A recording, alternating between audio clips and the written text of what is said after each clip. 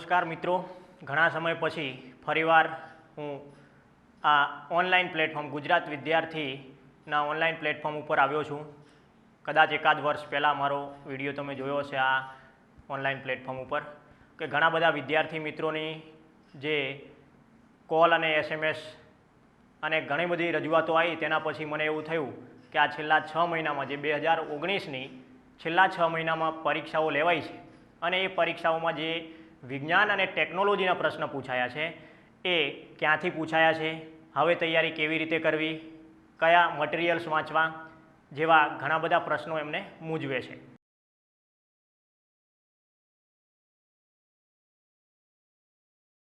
જે લોકો સ્પર્ધાત્મક પરીક્ષાની તૈયારી સાથે સંકળાયેલા છે કે તો આ દરેક વિદ્યાર્થી મિત્રોનું જે મૂંઝવણ છે એ દૂર કરવા માટે આજે ગુજરાત વિદ્યાર્થી ઓનલાઈન પ્લેટફોર્મે મને ફરીવાર એક મોકો આપ્યો છે. એ બદલ એમનો પણ હું આભારી છું.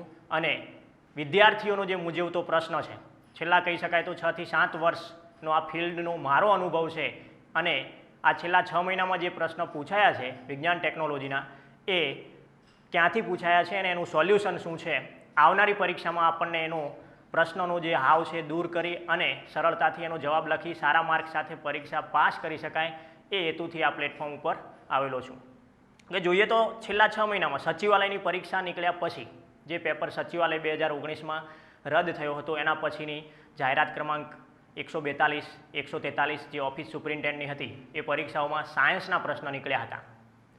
એના પછી ઘણા બધા વિદ્યાર્થીઓએ સતત મને સંપર્ક પણ કરેલો છે, અવારનવાર મેસેજ પણ અને રૂબરૂ પણ ક્યારેક મળતા હોય તો પૂછતા હોય કે આ સાયન્સ ક્યાંથી આવી રહ્યું છે.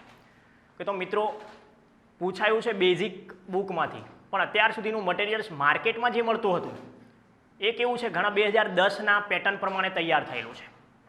કદાચ તમે જાણતા હશો, જો તૈયારી કરતા હશો અને બેઝિક પાઠ્યપુસ્તકને ફોલો કરતા હશો તો ગુજરાત સરકારે NCERTની જે ટેક્સ્ટ બુક છે એ ટેક્સ્ટ બુક આખી ટ્રાન્સલેટ કરી ગુજરાતીમાં, હિન્દીમાંથી, અને હવે જે સાયન્સનો સિલેબસ છે એ NCERT બેઝ પર ચાલે છે.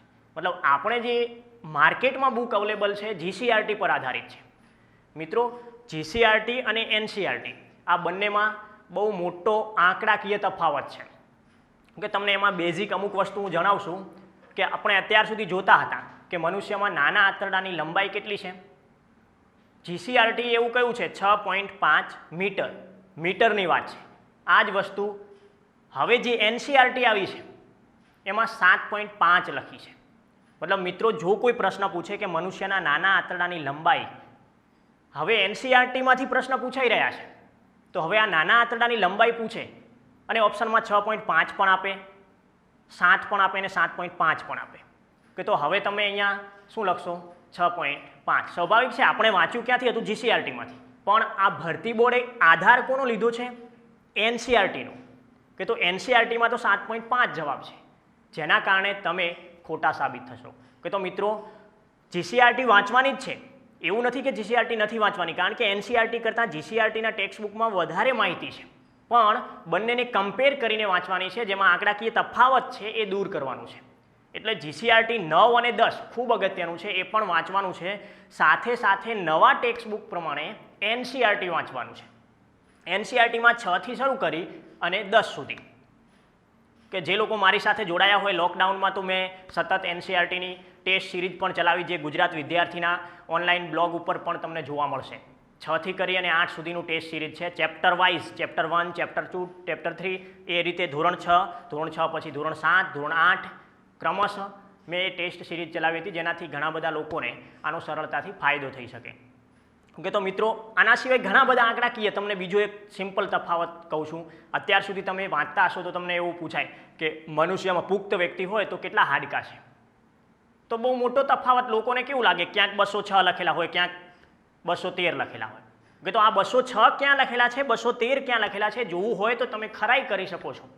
213 માત્ર ને માત્ર ગુજરાત સરકારની GCERT ધોરણ 7માં પાર્ટ 2માં આપેલું છે, હલનચલન કંકાલ તંત્ર. જ્યારે આ જ વસ્તુ હવે જે બાળકો સાયન્સ ભણી રહ્યા હશે 6 થી કરીને 10, જે લોકો પ્રાઇમરીથી સેકન્ડરી સુધી પહોંચી રહ્યા છે, એ લોકોની જે નવી ટેક્સ્ટ બુક છે એ NCERT બેઝ છે. કે તો એમની ટેક્સ્ટ બુકમાં એક સિમ્પલ એક જ લાઇનમાં શબ્દ છે કે મનુષ્યમાં પુખ્ત મનુષ્ય હોય તો એમાં 206 જ હાડકાં હોય.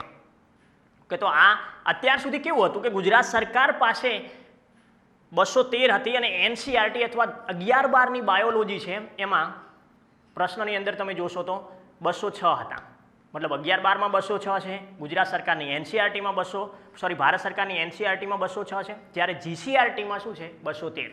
એટલે ક્યાંક ને ક્યાંક કન્ફ્યુઝન હતું, પણ હવે 213 શબ્દ સાઈડમાં થઈ જશે. 213 શબ્દ ક્યાંય લેખિત આધારમાં હવે નથી રહ્યો, મતલબ કારણ કે નવું ટેક્સ્ટ બુક જે એનસીઆરટી છે એ 206 જ બતાવે છે અને 11-12માં પણ એવું જ છે.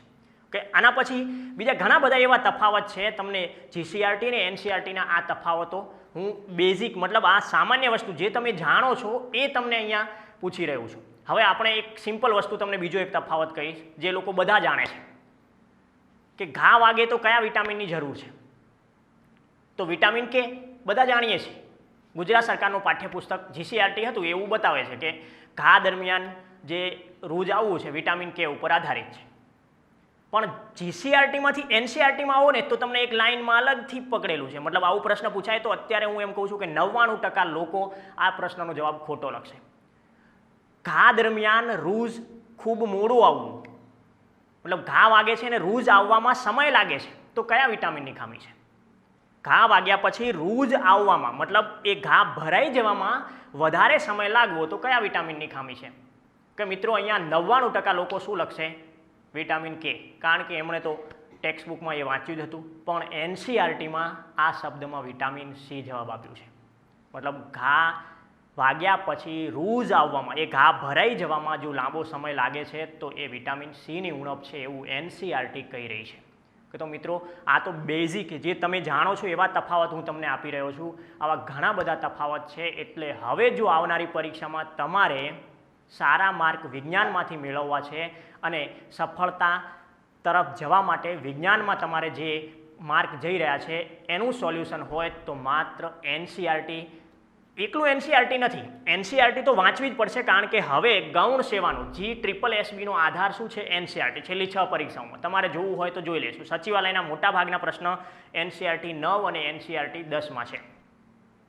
કે જીસીઆરટીમાં પણ તમને કહું છું 9 અને 10ની જીસીઆરટી વાંચવી પડશે. અમુક ચેપ્ટરો નથી. સિમ્પલ વસ્તુ છે નેનો ટેકનોલોજી. ધોરણ 10નો પહેલો ચેપ્ટર નેનો ટેકનોલોજી હતું. આ વસ્તુ એનસીઆરટીમાં નથી. કે તો નેનો ટેકનોલોજીના કોઈ પ્રશ્ન પૂછાય છે તો ત્યાંથી તમને માહિતી મળશે. મતલબ અમુક ચેપ્ટર્સ છે એટલા માટે 9 અને 10નું જીસીઆરટી વાંચવું જોઈએ. સાથે સાથે હવે તમે જો એનસીઆરટી તરફ વહન થાઓ તો 6 થી 10નું એનસીઆરટી કે જેમાંથી મોટાભાગના સચિવાલયના પ્રશ્ન પૂછાયા છે. સાથે સાથે 11-12ના પણ અમુક ચેપ્ટરો એવા છે. અમુક ચેપ્ટરો આખું 11-12 કરવા જઈએ તો 2 વર્ષ જે લોકો વાંચે છે સતત રાત દિવસ એક કરીને MBBS કે એન્જિનિયરિંગ માટે, એ લોકોને પણ સિલેબસ પૂર્ણ કરવું મુશ્કેલ છે. તો આપણે કંઈ સ્પર્ધાત્મક પરીક્ષાઓ માટે કંઈ 11-12 સાયન્સ, બાયોલોજી, ફિઝિક્સ કે કેમિસ્ટ્રી વાંચવા જવાની જરૂર નથી.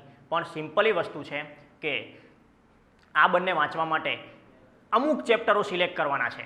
મતલબ અમુક એવા ચેપ્ટરો છે કે જ્યાં ત્યાંથી પૂછી શકાય. વંદાનો પ્રશ્ન છે જે પરીક્ષામાં પૂછ્યું હતું, તો બેઝિક 10 સુધી વંદાનો ક્યાંય એવો પ્રશ્ન જવાબ આપેલો નથી કે વંદાના હૃદયમાં કેટલા ખંડ હોય. એક અપવાદ છે આ સંધિપાદ સમુદાયમાંથી કે 13 ખંડ ધરાવે છે.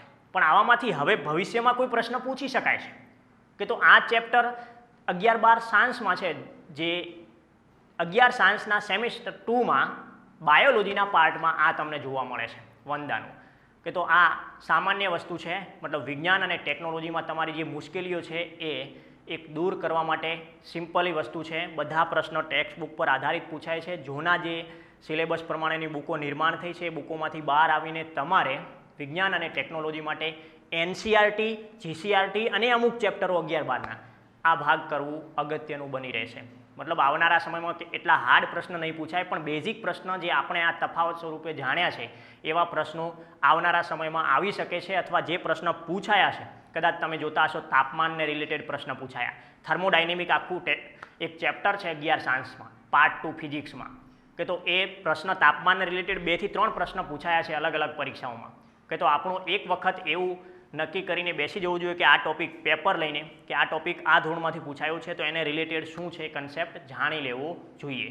કે તો મિત્રો આશા રાખું છું કે તમને આ વિડીયોની મદદથી જે પરીક્ષાઓમાં સાયન્સ, વિજ્ઞાન અને ટેકનોલોજીમાં મુશ્કેલી પડી રહી છે એમાં હું કદાચ થોડી મદદ કરી શકું અને જે તમે આવનારી પરીક્ષામાં સારી અને સફળતા મેળવી શકો.